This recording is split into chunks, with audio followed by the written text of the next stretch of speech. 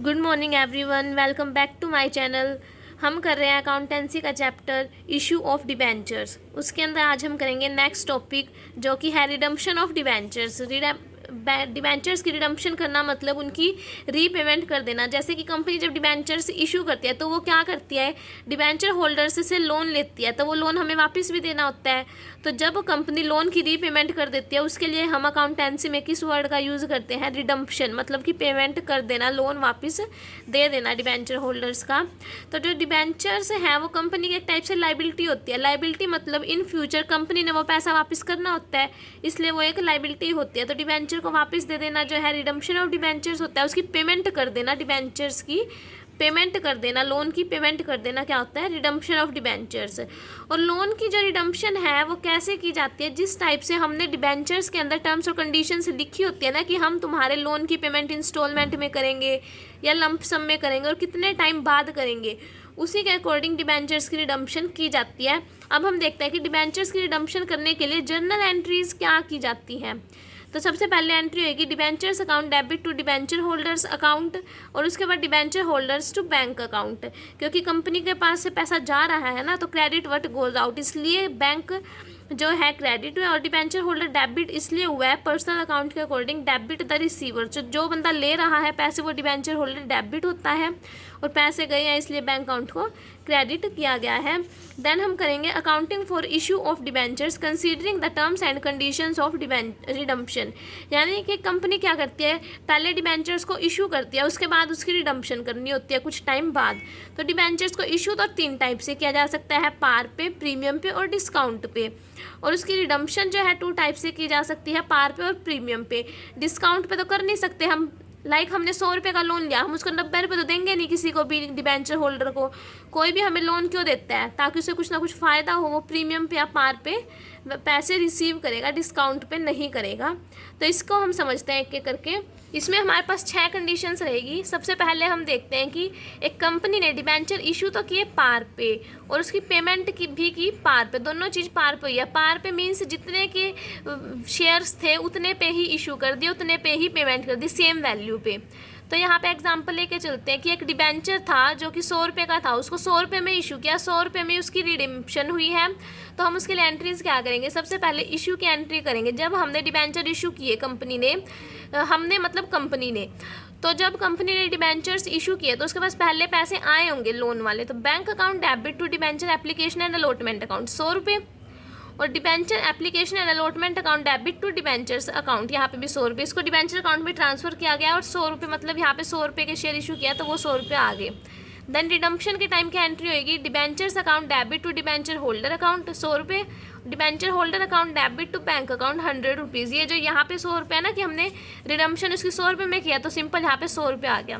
Then second case देखते हैं कि जब हमने डिबेंचर्स इशू तो किए डिस्काउंट पे और पेमेंट उसकी हुई पार पे। जैसे कि एक डिबेंचर था 100 रुपये वाला, उसको हमने 95 रुपये में इशू किया और उसकी पेमेंट जो है 100 रुपये में की। तो यहाँ पे एंट्रीज क्या होंगी, इशू की एंट्री करते हैं सबसे पहले। उस टाइम हमारे पास वही पैसे आए होंगे, bank account debit to debenture application and allotment account 95 rupees आए होंगे, क्योंकि हमने डिस्काउंट पे इशू किया 95 रुपये का, तो उतने रुपये आएंगे। 5 रुपये क्या है, 5 रुपये हमने डिस्काउंट दिया है, वो कंपनी का लॉस है, तो इसलिए डेबिट के अंदर हम उसको भी डाल देंगे डिस्काउंट को। तो नेक्स्ट एंट्री क्या आएगी, debenture application and allotment account debit, discount on issue of debenture account debit to debenture account. 95 रुपये है जो हमें एप्लीकेशन पे रिसीव हुए हैं, 5 रुपये डिस्काउंट का लॉस हुआ इसलिए उसको डेबिट किया गया है, तो टोटल हो गए 100 रुपये।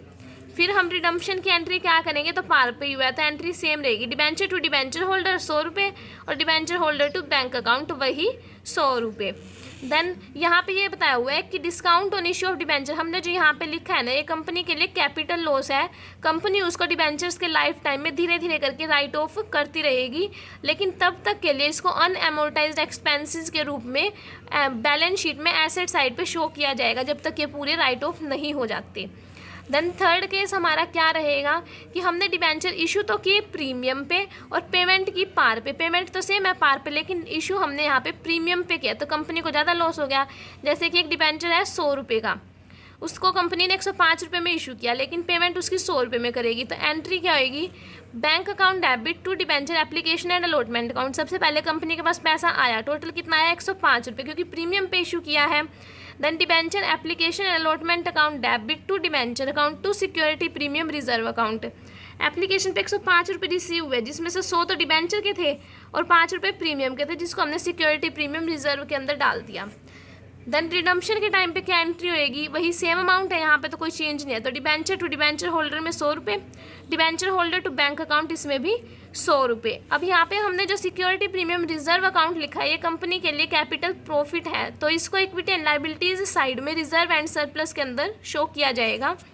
देन नेक्स्ट फोर्थ केस क्या रहेगा, जब हमने डिबेंचर्स इशू किए पार पे, लेकिन पेमेंट उसकी प्रीमियम पे किया, पेमेंट प्रीमियम पे किया, एक्स्ट्रा पैसे पे किया, तो कंपनी को और ज़्यादा लॉस होएगा, कैपिटल लॉस। तो उसको कंपनी क्या करती है, कंपनी को पता है भाई हमने पेमेंट जो है प्रीमियम पे करनी है, पेमेंट जब प्रीमियम पे करनी है ना, तो कंपनी जब इशू करती है ना इस टाइप के डिबेंचर्स, वो तभी से उस लॉस को राइट ऑफ करना शुरू कर देती है। किस नाम से करती है, loss on issue of debentures account से, यानी जब इशू कर रही है ना उसी टाइम इस चीज़ को डेबिट कर लेगी कि हमें लॉस तो होएगा ही बाद में। तो इसलिए ये कंपनी ऐसा क्यों करती है, ताकि फ्यूचर में वो अपनी पोजीशन को जो है सिक्योर रख सके, भाई उसको ज़्यादा लॉस ना होए। जैसे एग्जांपल के लिए लेते हैं, एक डिबेंचर जो है 100 रुपये वाला था, कंपनी ने उसको 100 में इशू किया, इशू तो पार पे किया, लेकिन उसकी पेमेंट 105 रुपये कर रही है, प्रीमियम में कर रही है।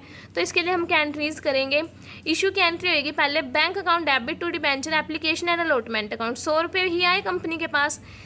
देन इसको डिबेंचर अकाउंट में ट्रांसफ़र करेंगे जो पैसे आए हैं, तो debenture application and allotment account debit to debenture account to premium on redemption of debenture. देखो सबसे पहले इस एंट्री को करने के लिए ना, आप इजी करने के लिए पता है क्या करो, सबसे पहले इसको हम सिंपल ट्रांसफ़र कर देते हैं, debenture application and allotment account debit.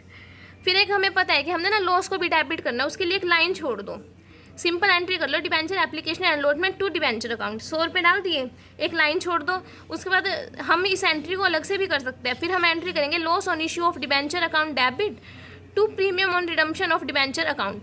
तो ये प्रीमियम का 5 रुपये कंपनी को लॉस होएगा, ये जो 5 रुपये हमने एक्स्ट्रा पे करना है, फिर इस 5 रुपये को शो कर दो ऐसे अलग से, ठीक है।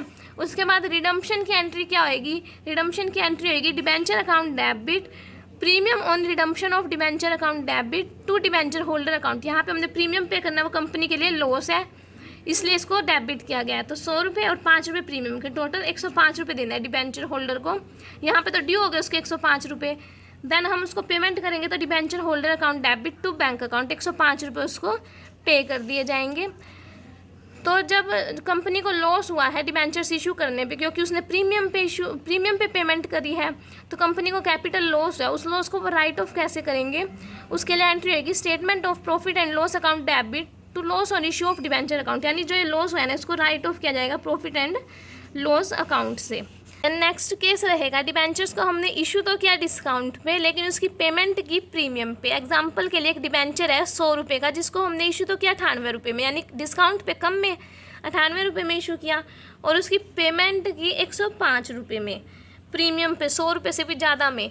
तो हम एंट्रीज़ क्या करेंगे, पहले करेंगे इशू की एंट्री, वहाँ पे होएगी bank account debit to debenture application and allotment account, यानी कि एप्लीकेशन पे हमें कितने रुपये मिले, 98 मिलेंगे, 98 रुपीज़ की एंट्री। देन ये जो पैसे मिले इसको डिबेंचर अकाउंट में ट्रांसफ़र करना है, तो एंट्री होएगी debenture application and allotment account debit to debenture account, यहाँ तक करेंगे 98 रुपीज़ की एंट्री। देन यहाँ पे भी हम एक बार अगर 98 रुपीज़ की एंट्री कर देते हैं, देन लॉस हमें कितना हुआ है, loss on issue of debenture account debit to premium on redemption of debenture account. यहाँ पे देखते हैं हम कि लॉस कितना हुआ है हमें, यहाँ पे 105 रुपये का, यानी कि 5 रुपये का लॉस ये हुआ है, और डिस्काउंट पे भी 2 रुपये का लॉस हुआ है, डिस्काउंट पे यहाँ पे 2 रुपये कम आए हैं, और 5 रुपये का प्रीमियम पे, टोटल 7 रुपये का लॉस हुआ है कंपनी को। तो लॉस में तो लिखेंगे 7 रुपये का लॉस हो गया कंपनी को, और प्रीमियम 5 रुपये है, इट मीन्स डिबेंचर पे 2 रुपये का लॉस हुआ है ना, डिबेंचर पे जो 2 रुपये का लॉस है उसको यहाँ पे प्लस किया जाता है, और प्रीमियम 5 रुपये का है, टोटल यहाँ पे 100 रुपये हो गए, यहाँ पे 5 रुपये, लॉस टोटल कंपनी को 7 रुपये का हो गया। तो एंट्री ये होगी loss on issue of debenture account debit to premium on redemption of debenture, इसके 5 रुपये हैं और कंपनी को लॉस 7 रुपये का हुआ है। देन रिडम्पशन पे हम क्या एंट्री करेंगे, debenture account debit premium on redemption of debenture account debit to debenture holder account. यहाँ पे देखो 100 रुपये का डिबेंचर था, उस पर प्रीमियम जो है हमें 5 रुपये का लॉस हुआ है, तो 5 रुपये टोटल 105 रुपये ड्यू हुए। देन पेमेंट कर देंगे डिबेंचर होल्डर को, debenture holder to bank account 105 रुपये की पेमेंट हो जाएगी। इसके बाद सिक्स्थ और लास्ट केस है जब हमने डिबेंचर्स इशू किए प्रीमियम पे और पेमेंट भी की प्रीमियम पे। जैसे कि एक डिबेंचर है 100 रुपये का, 106 रुपये में तो इशू किया, उसकी पेमेंट हुई 110 रुपये में, तो एंट्री क्या आएगी? सबसे पहले इशू की एंट्री करते हैं। कंपनी के पास पैसा आया एप्लीकेशन के टाइम पे, तो एंट्री आएगी bank account debit to debenture application and allotment account. कितने रुपये आए? ये वाले 106 रुपये आए कंपनी के पास, उसकी एंट्री हो जाएगी। देन नेक्स्ट करते हैं debenture application and allotment account debit to debenture account to security premium reserve account. पहले इतना करते हैं, 106 रुपये आए हैं ना कंपनी के पास, 106 रुपये आए हैं, जिसमें से डिबेंचर अकाउंट में जाएंगे 100 रुपये और 6 रुपये प्रीमियम के। ये हो गया। इसके बाद कंपनी को प्रीमियम पे पेमेंट करनी है, तो वो इशू के टाइम पे उस लॉस को लेके चलते हैं, डेबिट कर देते हैं, तो उसकी एंट्री कर दो, loss on issue of debenture account debit to premium on redemption of debenture account, 10 रुपये ये वाली एंट्री कर दो फिर इसी के अंदर ही। देन नेक्स्ट रिडम्पशन की एंट्रीज क्या आएगी? Debenture account debit premium on redemption of debenture account debit to debenture holder account. ये रुपये उसके ड्यू होंगे, 100 रुपये का शेयर था, डिबेंचर था सॉरी, और उस पर प्रीमियम था 10 रुपये। यहाँ पे प्रीमियम 10 रुपये की पेमेंट एक्स्ट्रा करनी है, वो हो जाएंगे 110 रुपये ड्यू हुए। देन पेमेंट कर दी जाएगी debenture holder account debit to bank account, 110 रुपये की पेमेंट हो जाएगी। इसके बाद इसमें बताया हुआ है कि जो सिक्योरिटी प्रीमियम रिजर्व कंपनी को रिसीव हुआ है वो इक्विटी एंड लाइबिलिटी साइड में रिजर्व एंड सरप्लस में शो किया जाएगा, और जो उसने रिडम्पशन पे प्रीमियम पे किया है वो कंपनी की लाइबिलिटी थी, तो उसको नॉन करंट लाइबिलिटीज़ के सब head other long term liabilities के अंदर शो किया जाएगा। और एक नोट्स के अंदर यहाँ पे ये चीज़ बताई हुई है कि कंपनी जो है डिबेंचर्स अपने डिस्काउंट पे पेमेंट नहीं कर सकती, क्योंकि कोई भी डिबेंचर होल्डर उस चीज़ के लिए तो मानेगा ही नहीं, इसलिए। तो ये था हमारा आज का इशू और रिडम्पशन ऑफ डिबेंचर का छोटा सा टॉपिक। आई होप आप सभी को ये 6 के 6 केसेस समझ आए होंगे। अगर समझ आए हो तो वीडियो को लाइक कर देना, चैनल पर नए हो तो चैनल को सब्सक्राइब कर लेना। Thank you.